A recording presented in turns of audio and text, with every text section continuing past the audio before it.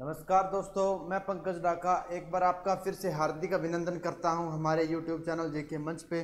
तो दोस्तों, हम पहले की कक्षा में हमने ज्योग्राफी स्टार्ट किया हुआ है और ज्योग्राफी का भी हमने पृथ्वी के बारे में पढ़ रहे थे। तो आज की क्लास में हम क्या पढ़ेंगे, अक्षांश और देशांतर रेखाओं के बारे में पढ़ेंगे, जो क्या है कॉन्सेप्चुअल टॉपिक है और आपके एग्जाम में पूछ लिया जाता है।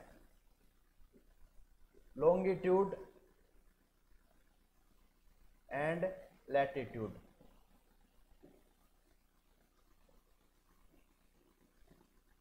अक्षांश और देशांतर रेखाएं बोलते हैं हम इन्हें। आज के हमारे टॉपिक का क्या नाम है, अक्षांश और देशांतर।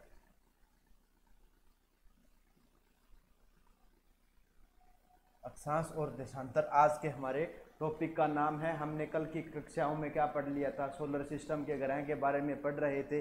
सूर्य पढ़ लिया हमने, ग्रह के बारे में जान लिया और उसके बाद हम पृथ्वी ग्रह के बारे में जान रहे थे। तो पृथ्वी ग्रह के बारे में अब आगे की सारी कक्षाएं होंगी लगभग।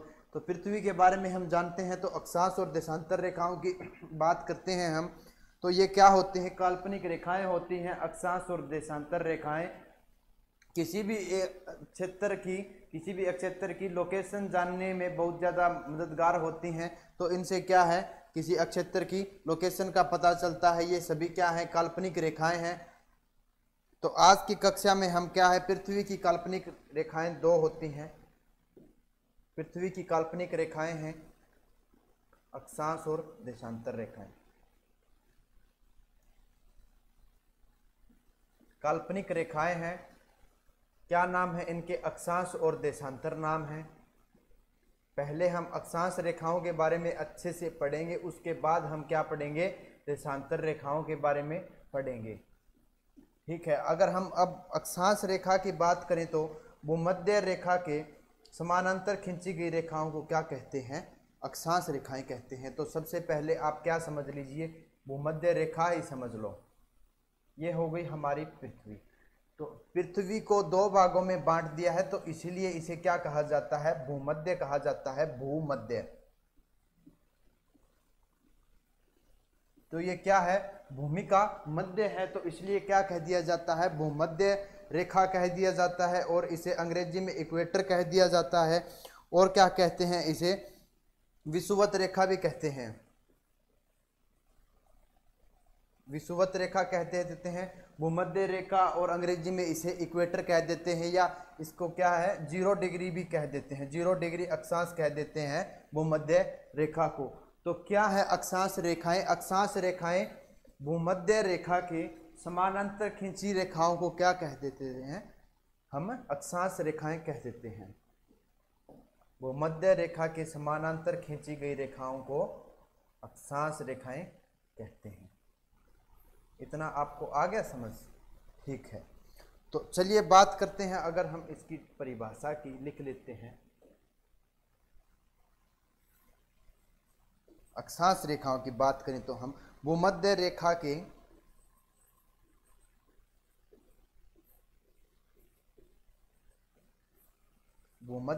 के समानांतर खींची गई काल्पनिक रेखाओं को क्या कहते हैं, अक्षांश रेखाएं कहते हैं। खींची गई काल्पनिक रेखाओं को क्या कहते हैं, अक्षांश रेखा। क्या कहलाती हैं, अक्षांश रेखाएं कहलाती हैं। और हम अगर बात करें तो अक्षांश रेखाएं क्या हैं, 1-1 डिग्री के अंतर पे है। ठीक है। नेक्स्ट पेज पे बढ़ते हैं हम अक्षांश रेखाओं के बारे में। तो अक्षांश रेखाएं क्या है, 1-1 डिग्री के ऊपर है। ये हो गई हमारी पृथ्वी, जियोड टाइप है इसकी संरचना, आकार। ये हो गया भूमध्य रेखा, 0 डिग्री कह देते हैं। इसके उत्तर की दिशा में ऊपर वाले गोले को क्या कह देते हैं, उत्तरी गोलार्ध कह देते हैं, और नीचे वाले को दक्षिणी गोलार्ध।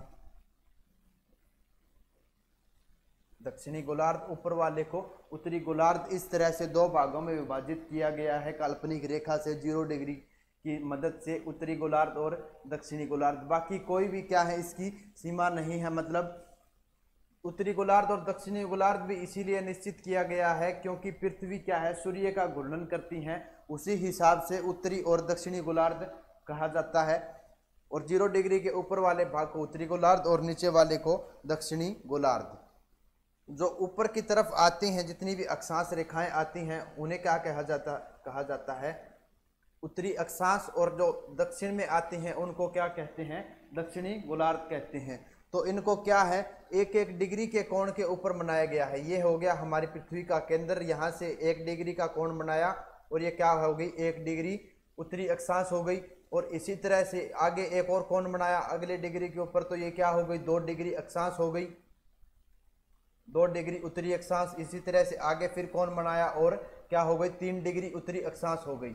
इसी तरह से करते करते क्या हो जाती हैं, 90 डिग्री तक पहुंच जाती हैं। ये हो गई आगे 4 डिग्री, इसी तरह से फिर 5 डिग्री, और इसी तरह से अगर अंत में क्या हो जाता है, 90 डिग्री। इसे क्या कहते हैं हम, उत्तरी गोलार्ध को 90 डिग्री उत्तरी गोलार्ध कहते हैं। और इसी तरह से क्या है, दक्षिणी गोलार्ध में भी है, 1 डिग्री का कोण बनाते हैं तो 1 डिग्री उत्तरी अक्षांश, और 2 डिग्री का उत्तरी अक्षांश, 2 डिग्री का कोण बनाते हैं। तो इसी तरह से करते करते आगे चलती जाती हैं और क्या आ जाता है, हमारा 90 डिग्री का कोण बन जाता है। और जिसे हम क्या कहते हैं, इसे हम कहते हैं 90 डिग्री दक्षिणी गोलार्ध कहते हैं। ठीक है, अब इतनी बात आपको आ गई समझ। अब हम बात करते हैं तो अक्षांशों की संख्या कितनी है, ये क्या है, उत्तरी गोलार्ध में कितनी संख्या हो गई इनकी अक्षांशों की, 90 हो गई।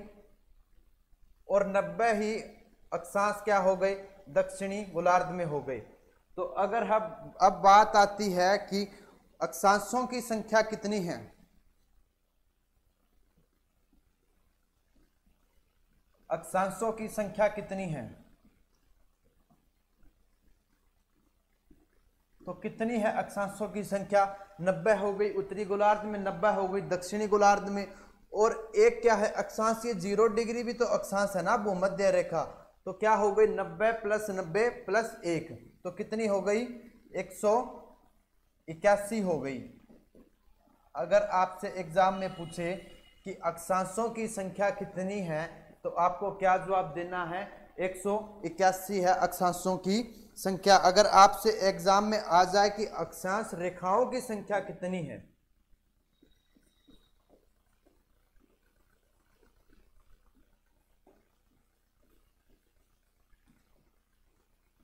अक्षांश रेखाओं की संख्या कितनी है, तो क्या है, हमारा आंसर चेंज हो जाएगा। किस वजह से, रेखाओं की वजह से। ये क्या है, अक्षांशों की संख्या है। अब बात करेंगे हम अक्षांश रेखाओं की संख्या। तो क्या है, बाकी तो सभी क्या है, रेखा हो गई, लेकिन जो है 90 डिग्री क्या है, 90 डिग्री दक्षिणी गोलार्ध और 90 डिग्री उत्तरी गोलार्ध, ये क्या है, रेखा नहीं है, ये एक सिर्फ बिंदु है। ठीक है, तो इसीलिए क्या हो गया, 181 में से 2 घटा दो आप, तो कितनी हो गई, 179 हो गई अक्षांश रेखाओं की संख्या। आपसे एग्जाम में पूछ लिया जाता है घुमा फिरा के, तो आपको दोनों ही याद रखनी है। अक्षांशों की संख्या 181 और अक्षांश रेखाओं की संख्या 179। क्यों, कारण क्या है इसका, 90 डिग्री उत्तरी गोलार्ध और 90 डिग्री दक्षिणी गोलार्ध जो है वो क्या है, अक्षांश रेखा नहीं है, वो क्या है, अक्षांश बिंदु है एक। ठीक है, इतनी बात आपको समझ आ गई होगी लगता है मुझे। अब हम बात करते हैं, अगर हाँ और बात करें तो अगर हम जो अक्षांश रेखाओं के बीच की दूरी है वो कितने डिग्री होती है, अक्षांश रेखाओं के मध्य दूरी,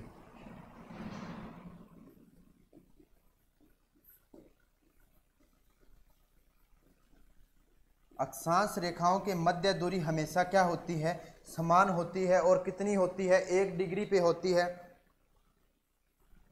अक्षांश रेखाओं के मध्य दूरी कितनी होती है, 1 डिग्री होती है और हमेशा समान रहती है। अगर हम बात करें 1 डिग्री की, तो 1 डिग्री बराबर क्या हो गई, 111 किलोमीटर हो गई। आपसे एग्जाम में पूछ लिया जाए कि 2 अक्षांश रेखाओं के बीच दूरी कितनी होती है, तो कितनी होती है, 111 किलोमीटर होती है। या आप याद रख लेना 1 डिग्री होती है 2 अक्षांश रेखाओं के बीच की दूरी, या 111 किलोमीटर होती है। अब बात आती है 2 अक्षांश रेखाओं के बीच की दूरी को क्या कहते हैं, तो उसको क्या कहते हैं, कटिबंध कहते हैं।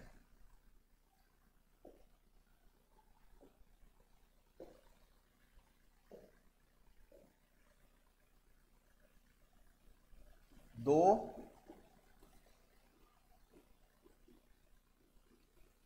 अक्षांश रेखाओं के बीच की दूरी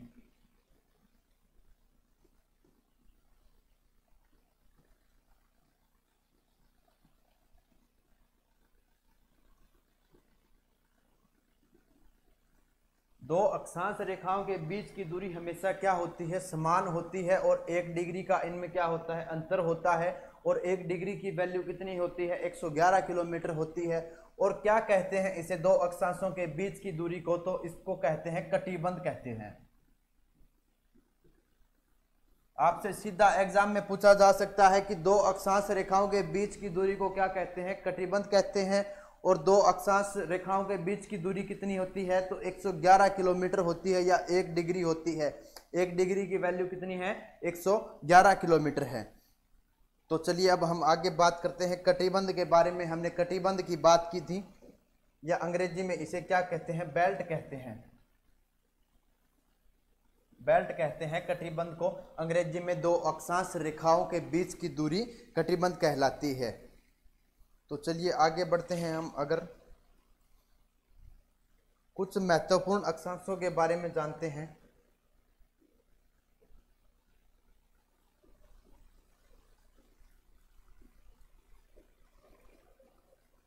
कुछ महत्वपूर्ण अक्षांशों की बात करते हैं तो ये हो गई हमारी पृथ्वी, ये हो गई भूमध्य रेखा 0 डिग्री।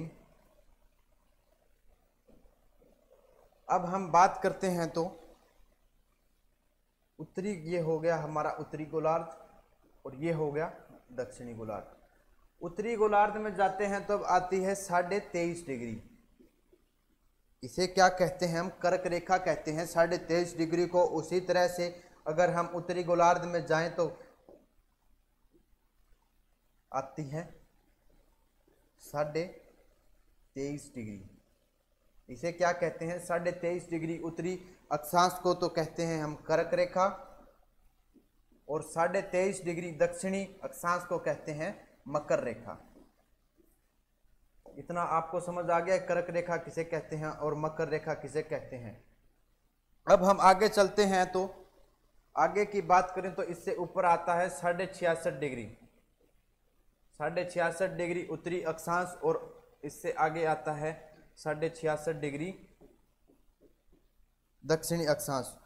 तो 66.5 डिग्री उत्तरी अक्षांश को हम क्या कहते हैं, आर्कटिक कहते हैं।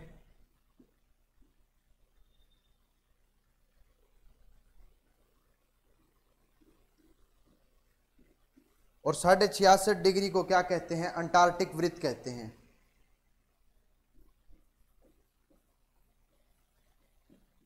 अंटार्कटिक वृत्त कहते हैं। और 66.5 डिग्री उत्तरी अक्षांश को क्या कहते हैं हम, आर्कटिक वृत्त कहते हैं। और 66.5 डिग्री दक्षिणी गोलार्ध को अंटार्कटिक वृत्त कहते हैं। इतना आपको समझ आ गया होगा, कर्क रेखा, मकर रेखा, आर्कटिक वृत्त और अंटार्कटिक वृत्त में क्या अंतर होता है। 66.5 डिग्री उत्तरी अक्षांश को हम आर्कटिका वृत्त कहते हैं। 66.5 डिग्री दक्षिणी गोलार्ध को, दक्षिणी अक्षांश को हम अंटार्कटिका वृत्त कहते हैं। अब हम बात करते हैं अगर इनकी जलवायु कटिबंध की, तो हमने जाना कि कटिबंध किसे कहते हैं, दो अक्षांश रेखाओं के बीच की दूरी को क्या कहते हैं, कटिबंध कहते हैं। अब हम बात करें अगर 66.5 डिग्री 23.5 डिग्री उत्तरी अक्षांश कर्क रेखा कहते हैं, और 23.5 डिग्री दक्षिणी अक्षांश को हम क्या कहते हैं, मकर रेखा कहते हैं। और इनके बीच का जो अक्षेत्र है, जलवायु कटिबंध की बात कर रहे हैं, तो इस अक्षेत्र को क्या कहा जाता है, उष्ण कटिबंधीय अक्षेत्र कहा जाता है। उष्ण कटिबंध अक्षेत्र कहा जाता है। भूमध्य रेखा से 23.5 डिग्री कर्क रेखा, या 23.5 डिग्री उत्तरी अक्षांश, या 23.5 डिग्री दक्षिणी अक्षांश के बीच के अक्षेत्र को क्या कहा जाता है, उष्ण कटिबंध कहा जाता है। क्योंकि यहाँ पर थोड़ी गर्मी होती है, इसी वजह से इसे उष्ण कटिबंध कहा जाता है। अब हम आगे की बात करें अगर 23.5 से ऊपर 66.5 डिग्री तक के अक्षेत्र को क्या कहा जाता है? इसको कहा जाता है शीत कटिबंध कहा जाता है। क्या कहा जाता है? शीत कटिबंध। शीत कटिबंध कहा जाता है। 23.5 डिग्री उत्तरी अक्षांश से लेकर 66.5 डिग्री उत्तरी अक्षांश और उसी तरह से 23.5 डिग्री दक्षिणी गोलार्ध से लेकर 66.5 डिग्री दक्षिणी गोलार्ध तक के बीच के क्षेत्र को क्या कहते हैं? हम शीत कटिबंध कहते हैं। इसी तरह से इसे भी क्या कहते हैं? हम शीत कटिबंध कहते हैं। और 90 डिग्री उत्तरी अक्षांश और 90 डिग्री दक्षिणी अक्षांश को हम क्या कहते हैं? ध्रुवीय क्षेत्र कहते हैं। ठीक है, या हम क्या कह देते हैं? फ्रीज कह देते हैं। तो चलिए आगे हम बात करते हैं। अगर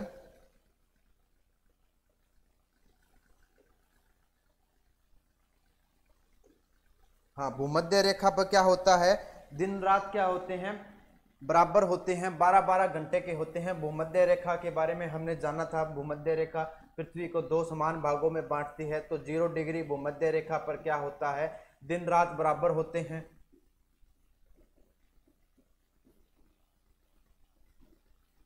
दिन रात बराबर होते हैं। 0 डिग्री अक्षांश, या हम क्या कहते हैं? इसे भूमध्य रेखा कहते हैं। अगर हम बात करें तो भूमध्य रेखा किन किन देशों से होकर गुजरती है? इतना आपसे एग्जाम में बहुत सारी बार पूछ लिया जाता है। तो आपको मैं एक ट्रिक बताता हूं। पहले हम सभी महाद्वीपों के नाम लिख लेते हैं। एशिया, और यही क्या है? क्षेत्रफल के हिसाब से भी हमने कल की क्लास में देखा था। एशिया, अफ्रीका, उसके बाद आता है उत्तरी अमेरिका, दक्षिणी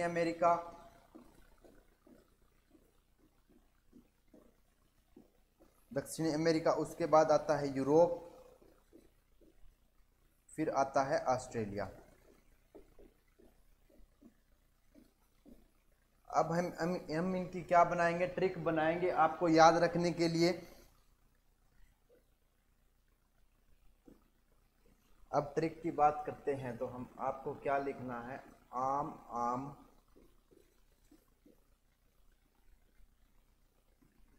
आम, आम,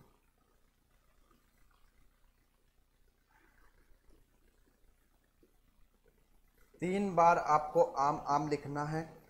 और क्या करना है? फिर आगे लिखना है आपको कवि, 2 बार कवि, और 1 बार कवि। कैसे लिखना है? हमें 1 बार कवि लिखना है ऐसे। हमने लिखा आम आम, 3 बार आम आम लिख लिया, और फिर हमने क्या लिख लिया? कवि कवि। अब ट्रिक क्या बन के आती है? आ से बात करें तो हम आरक्तिक वृत्त। आ से क्या मानेंगे? आरक्तिक वृत्त।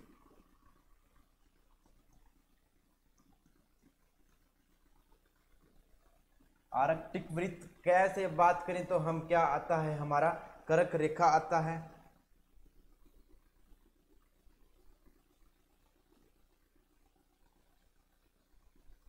कर्क रेखा। और मैं से बात करें तो हम मकर रेखा।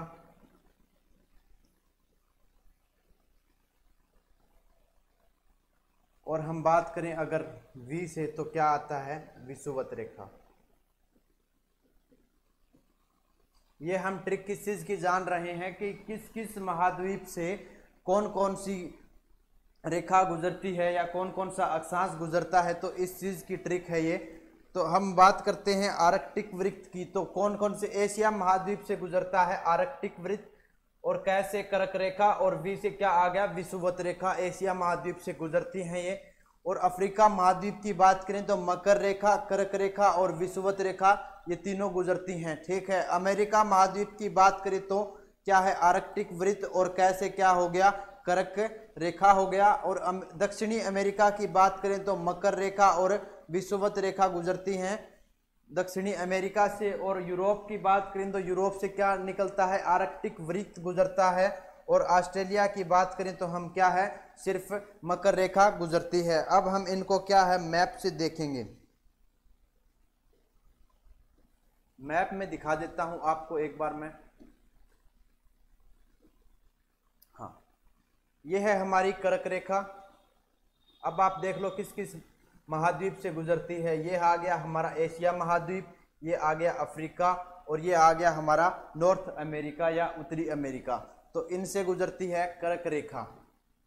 23.5 डिग्री नॉर्थ को हम क्या कहते हैं, कर्क रेखा, और 23.5 डिग्री साउथ को हम कहते हैं मकर रेखा। ये आप देख लो, मकर रेखा साउथ अफ्रीका से गुजरती है, साउथ अफ्रीका के बाद अफ्रीका, और अफ्रीका के बाद ऑस्ट्रेलिया। ठीक है, अब हम बात करते हैं तो 0 डिग्री अक्षांश की या भूमध्य रेखा या विषुवत रेखा कहते हैं। तो विषुवत रेखा किन किन महाद्वीपों से गुजरती है, तो साउथ अमेरिका से गुजरती है, अफ्रीका से गुजरती है। ठीक है, इतना आपको ध्यान रखना है। ठीक, चलिए, और क्या है, एशिया से भी गुजरती है हमारी भूमध्य रेखा या विषुवत रेखा। ये क्या है, आर्कटिक वृत्त है, आर्कटिक सर्कल कहते हैं हम 66.5 डिग्री नॉर्थ को। तो ये किस देश से होके गुजरती है, ये यूरोप से गुजरती है, और किससे गुजरती है, एशिया से और नॉर्थ अमेरिका से। ये हमने ट्रिक में जाना था अच्छे से। ये है हमारी ट्रिक, आप नोट करना चाहो तो नोट कर लेना।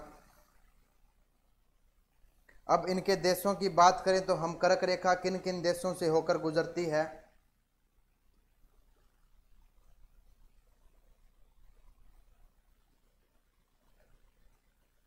हाँ, ये है कर्क रेखा 23.5 डिग्री। 23.5 डिग्री कर्क रेखा है। ये किन किन देशों से होकर गुजरती है, आपसे एग्जाम में पूछ लिया जाता है कि किस देश से गुजरती है, किस देश से नहीं गुजरती है। तो सबसे पहले नाम आता है, अगर हम बात करें तो नॉर्थ अमेरिका की, तो नॉर्थ अमेरिका में देश आता है मेक्सिको। मेक्सिको देश से गुजरती है। उसके बाद क्या है, एक द्वीप है नॉर्थ अमेरिका का, उसका नाम क्या है, ये देखो, ये नाम है इसका, बहमास कह देते हैं इसे अंग्रेजी में। अब हम बात करें आगे, आगे क्या आता है, वेस्टर्न सहारा आता है, पश्चिमी सहारा, अफ्रीका महाद्वीप का देश है वेस्टर्न सहारा, तो वहां से गुजरती है। उसके बाद हम बात करें तो मारिटानिया से गुजरती है, मारिटानिया से गुजरती है। और उसके बाद हम बात करें तो अगर माली से गुजरती है, माली। उसके बाद क्या आएगा, लीबिया,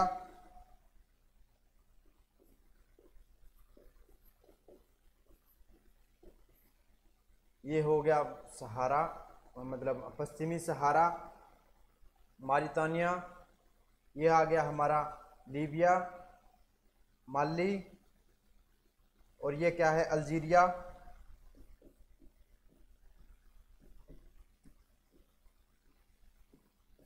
और हम बात करें तो अगर और किन किन देशों से गुजरती है, तो नाइजर, इजिप्ट, और उसके बाद हम आ जाते हैं हमारे एशिया के जो देश हैं, कौन कौन से देश से गुजरती हैं। तो एशिया के देशों की बात करें तो हम संयुक्त अरब अमीरात से गुजरती है, यूएई से गुजरती है, सऊदी अरब से गुजरती है, सऊदी अरब से गुजरती है। और उसके बाद हम आ जाते हैं ओमान, फिर आते हैं भारत, फिर आता है बांग्लादेश, और फिर गुजरती है ये चीन से। और क्या आते हैं, म्यांमार से भी गुजरती है, म्यांमार। और उसके बाद क्या है, एक देश है ताइवान, ताइवान से भी गुजरती है कर्क रेखा या 23.5 डिग्री उत्तरी अक्षांश, ये इन देशों से गुजरती है। तो एग्जाम में कई बार आपसे पूछ लिया जाता है कि किस देश से क्या है कर्क रेखा गुजरती है, किस देश से नहीं गुजरती है। तो आपको ध्यान रखना है, 4 ऑप्शन दे देंगे आपको, कम से कम एशिया महाद्वीप देशों के तो बारे में पता होना चाहिए कि यूएई से गुजरती है, चीन से गुजरती है, बांग्लादेश, भारत, ओमान, सऊदी अरब, म्यांमार, ताइवान, इन देशों का तो कम से कम आपको पता होना चाहिए कि एग्जामिनर आपको कंफ्यूज करने के लिए दे देगा 4 ऑप्शन की किन देशों में से कर्क रेखा नहीं गुजरती हैं, तो आपको एक आंसर देना होगा। जैसे फॉर एग्जांपल मैं बात कर लेता हूं, आपके एग्जाम में पूछ लिया ओमान, भारत, बांग्लादेश और पाकिस्तान, इन निम्न देशों में से किस देश में से कर्क रेखा नहीं गुजरती, तो आपको क्या क्लिक करना पड़ेगा, पाकिस्तान क्लिक करना पड़ेगा। ठीक है, तो आपको इसी तरह से ध्यान रखना है, एग्जाम में आपसे कई बार पूछ लिया जाता है कि किस देश से कर्क रेखा गुजरती है, किस देश से नहीं गुजरती, तो इतना आपको ध्यान रखना है। अब हम बात करें अगर मकर रेखा की, तो मकर रेखा के देशों के बारे में बताता हूं मैं आपको। मकर रेखा किन किन देशों से गुजरती है, तो ये है हमारी मकर रेखा 23.5 डिग्री साउथ या दक्षिणी अक्षांश को क्या कहते हैं हम, 23.5 डिग्री 23.5 डिग्री साउथ को हम कहते हैं दक्षिणी अक्षांश। तो चलिए बात करते हैं ये किन किन देशों से गुजरती है, तो ये गुजरती है हमारे साउथ अमेरिका से। साउथ अमेरिकाई देशों की बात करें तो सबसे पहले देश आता है एक चिली देश आता है, यहाँ पे देश पड़ता है चिली, चिली देश से गुजरती है। उसके बाद देश आता है ब्राजील, ये हो गया ब्राजील यहां तक, ब्राजील। ब्राजील के बाद आता है प्रागवे, अर्जेंटीना,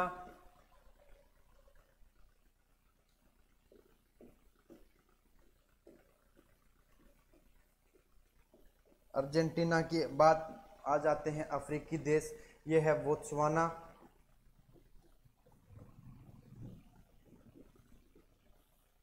बोत्सवाना। बोत्सवाना के बाद अगर हम बात करें तो नामीबिया,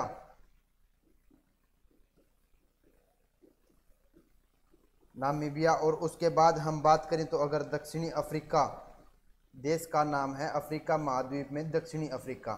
ठीक है, उसके बाद पूछती है मोजाम्बिक, मोजाम्बिक। और उसके बाद क्या है मेडागास्कर, हिंद महासागर में स्थित है मेडागास्कर।